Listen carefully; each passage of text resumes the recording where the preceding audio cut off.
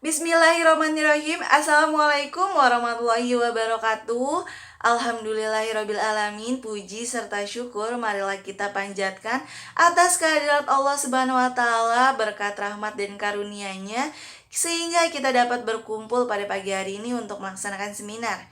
Yang terhormat Bapak Insinyur Sutisnarianto MS selaku dosen pembimbing dan asisten dosen Fami Fuad Kolagi AMD, Anissa Munggaran AMD, dan Ningrati Natasha AMD, serta teman-teman yang berbahagia.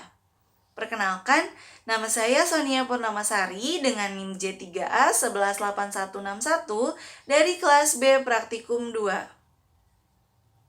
Pada pagi hari ini saya akan membawakan seminar yang berjudul Peran Penyiar dalam Program Selamat Pagi Bogor di Radio Tegar Beriman. Komunikasi adalah proses menyampaikan pesan dari seorang komunikator kepada komunikan melalui saluran-saluran tertentu. Pada komunikasi massa memiliki kaitan erat dengan media massa, dan contoh dari media massa tersebut adalah radio. Radio merupakan media massa elektronik tertua dan sangat luas.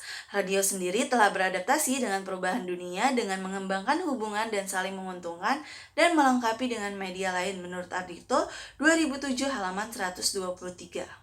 Radio Tegar Beriman adalah radio pemerintahan yang berfrekuensi 95,3 FM yang merupakan bagian dari Dinas Komunikasi dan Informasi atau Diskominfo Kabupaten Bogor.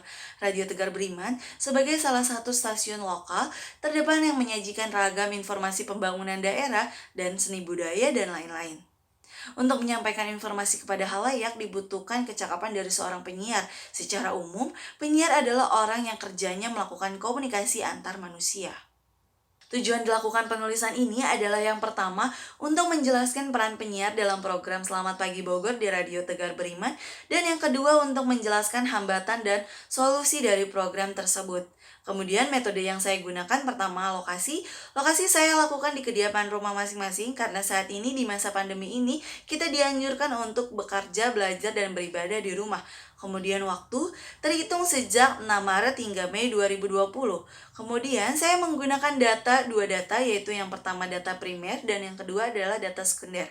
Untuk instrumennya saya menggunakan daftar pertanyaan, laptop, flash disk, handphone, dan alat tulis. Kemudian, teknik pengumpulan data yang saya lakukan melalui wawancara, partisipasi aktif, dan studi pustaka. Selanjutnya, saya akan menjelaskan mengenai gambaran umum perusahaan. Radio Tegar Beriman memiliki nama sebelumnya Radio Siaran Pemerintah Daerah atau RSPD, diresmikan pada tanggal 1 Agustus 1994 berdasarkan keputusan Pemerintah Kabupaten Bogor nomor 482-327-KPTS-HUK-1994. Radio ini memiliki jangkauan di area Kabupaten Bogor, Jakarta, Depok, dan Tangerang dengan segmentasi yang berbeda-beda di setiap program acaranya. Program Siaran Selamat Pagi Bogor adalah sebuah program yang membahas mengenai berita aktual yang berada di daerah Kabupaten Bogor hingga nasional. Program ini disiarkan pada setiap hari, Senin sampai Jumat pukul 6.30 pagi. Selanjutnya saya akan menjelaskan mengenai peran penyiar dalam program Selamat Pagi Bogor di Radio Tegar Beriman.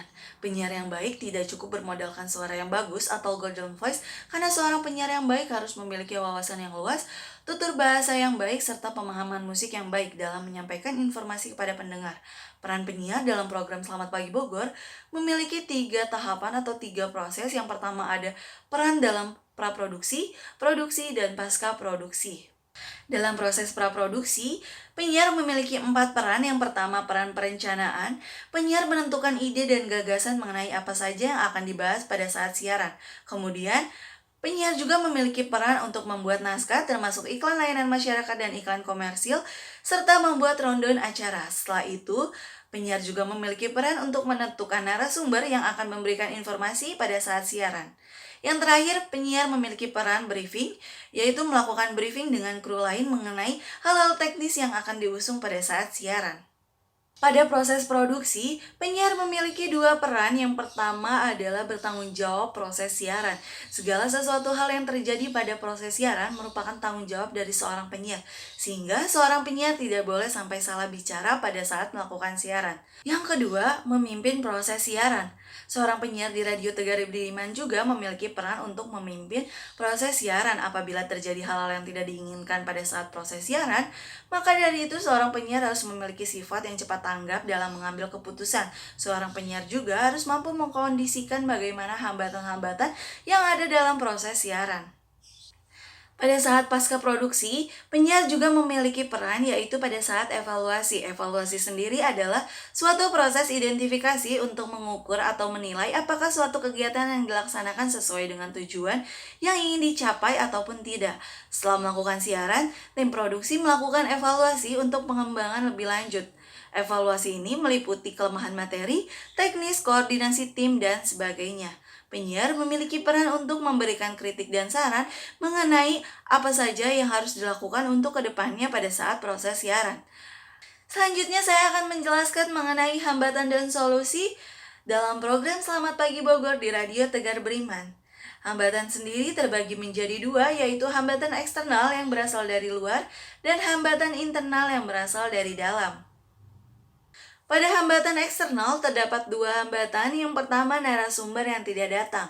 Seorang narasumber yang telah dijanjikan terkadang sewaktu-waktu tidak dapat menghadiri kegiatan siaran yang telah dibuat dengan berbagai alasan seperti alasan pribadi maupun alasan tugas keluar kota.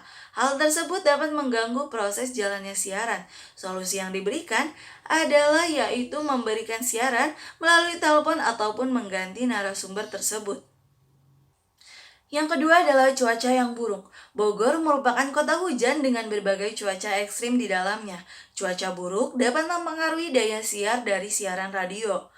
Apabila terdapat petir besar dan cuaca yang terus memburuk pada saat siaran, hal itu membuat kita tidak dapat menggunakan pemancar umum pada saat siaran.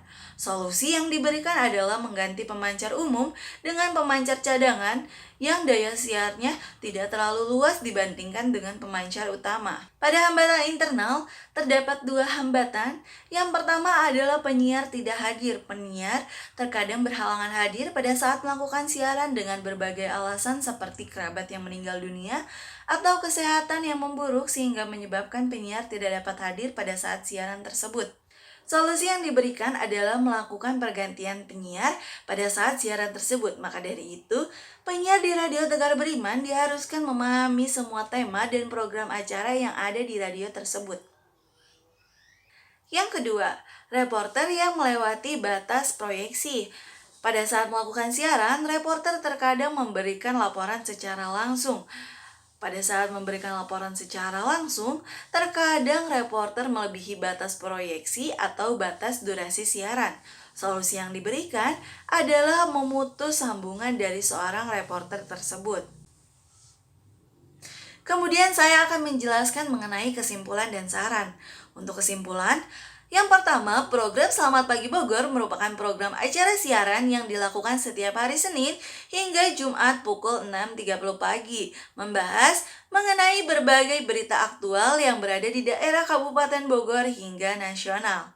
Yang kedua, penyiar di Radio Tegar Beriman memiliki peran pada proses praproduksi, produksi, hingga pasca produksi.